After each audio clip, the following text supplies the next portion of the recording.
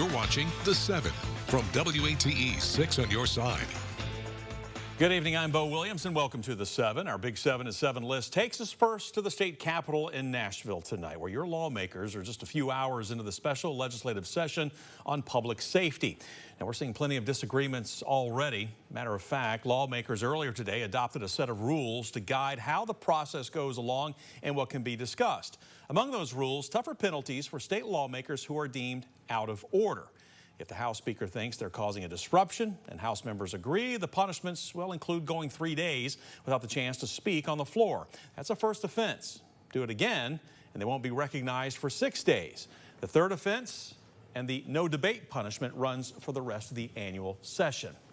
And there are specific rules against having or wearing a microphone and a ban on using their own device to live stream or record the proceedings. All those issues coming up in the spring during the regular session. You may remember 3 Democrats, eventually dubbed the Tennessee Three, took part in a protest on the State House floor, taking up the efforts of demonstrators outside the chamber.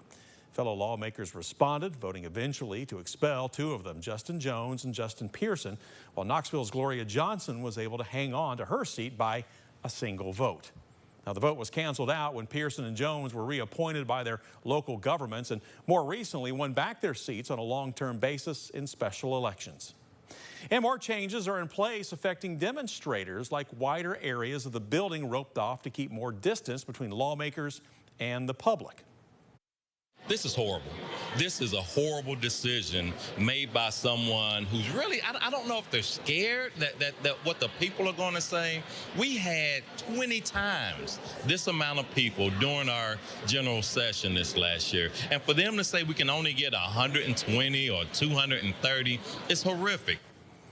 Today's session drawing lots of demonstrators. Moms demand action, Black Lives Matter, Women for Gun Rights, and more, advocating for and against positions they want lawmakers to take on mental health and gun control. Secure storage laws, extreme risk protection orders, background checks on all gun sales and transfers. These are indisputable steps that we can take to make our town safer. We will be hand delivering a letter with over 1,100 physician signatures. Red flag laws. Yes. School security. Yes. Mental health support and access. Yes.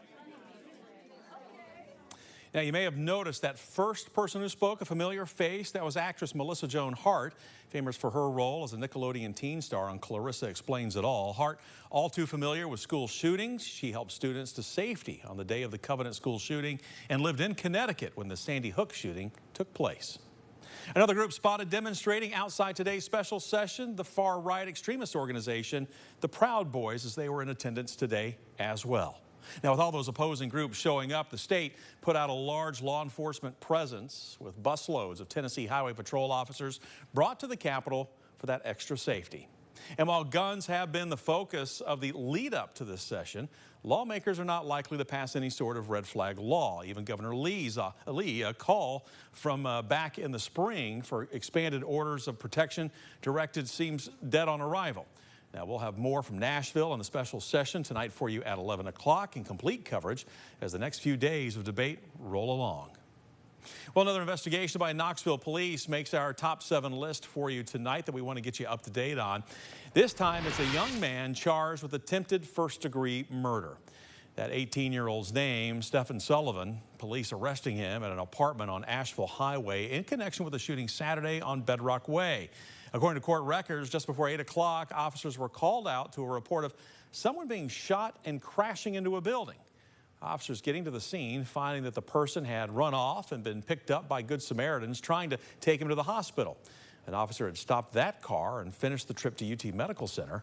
Police also telling the court that they found shell casings in the car, plus a gun, and what officers claim was a large bag of marijuana. At the hospital, the victim reportedly identified Sullivan from a photo lineup, claiming to police he was supposed to sell the marijuana to him, and supposedly the claim was backed up by information on the victim's Snapchat. Next Big 7 story for you, a law enforcement officer missing. We're talking about Maryville Police Canine Eunice, and you see the dog's picture right here. Apparently, Eunice's handler let the dog out of a police cruiser for a break last night when some coyotes apparently showed up. Well, Eunice and the coyotes clashed, and Eunice was last seen chasing them in the area of Sevierville Road and North Washington Street. Officers have been searching, but at last check, Eunice was still missing. So the department is asking you tonight to keep an eye out. And if you catch sight of Eunice, you need to call 911. $2.1 billion, a big economic impact, is next on our Big 7 list for you. That's the amount visitors spent around the Great Smoky Mountains National Park last year, according to a National Park Service report. According to this review, it's thanks to 12.9 million visitors last year, money which translates into an estimated 32,590 jobs. The numbers, we're told, are based on a new way of figuring up the economic impact survey data rather than generalized estimates in years past calculated based on spending in other national parks. Park Service says this new method also shows longer stays by visitors in those gateway communities. Now, Park Superintendent Cassius Cash saying in a statement, quote, "We're proud to care for a national park that provides incredible opportunities for learning and recreation, creates jobs in nearby communities, and contributes to local economies."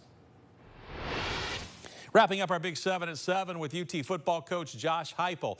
Less than 2 weeks now from their opening matchup in Nashville. He's saying the game week feel, well, it's showing up. Joe Milton and his wide receivers have just 12 days to build a strong connection before the season kicks off. Fortunately for Tennessee, the wide receivers room is showing its talent during camp. 3 guys that have a bunch of time in our offense played really well. Done a great job being in sync with the quarterback. Dante Thornton's continued to really grow. Love what he's done. The 2 younger guys inside of our building, Chaz and Caleb, man, they've taken great strides, all off season. But, this training camp, they were a different player than they were in spring ball too, in a positive way. Head coach also spoke about how Brew McCoy has taken on a larger leadership role in that receiving room.